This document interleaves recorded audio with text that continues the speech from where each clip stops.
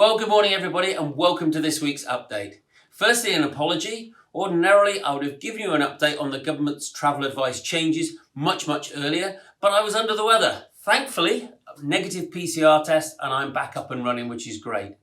So what were those changes earlier in the week? Well, fundamentally, despite all the new news and noise you might hear, not significant. So the lateral flow testing that everybody was used to doing has simply been replaced by a PCR test. So from a financial perspective, it's about £20 the difference per person, so not significant.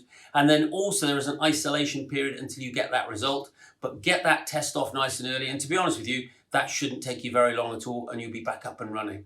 So that really is the most significant change. The other changes relate to other countries and what they've changed. And so let's look at the two major ones. One of them is Spain, where they've actually changed the rules and insisting on people being double jabbed.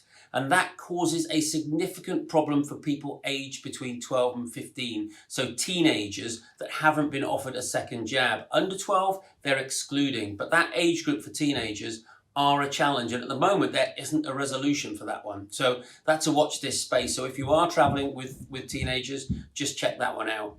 The other one that changed significantly yesterday is for the States, where Joe Biden has asked for everybody to have a negative test prior to their inbound travel into the USA. So those are the big ones. There was a bit of a wobble about Switzerland for people heading to the ski slopes in France, where you couldn't fly into Switzerland and then go across into France for skiing. That one is all resolved, you'll be pleased to hear. So I think hopefully things will settle down. More news certainly in the next fortnight on the new variant.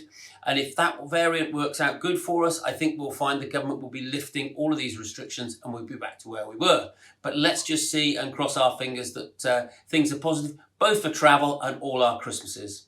So there we go, that's this week's update. Generally, not the news we wanted, but certainly nowhere near as bad as you might believe from reading the newspapers. Thanks very much.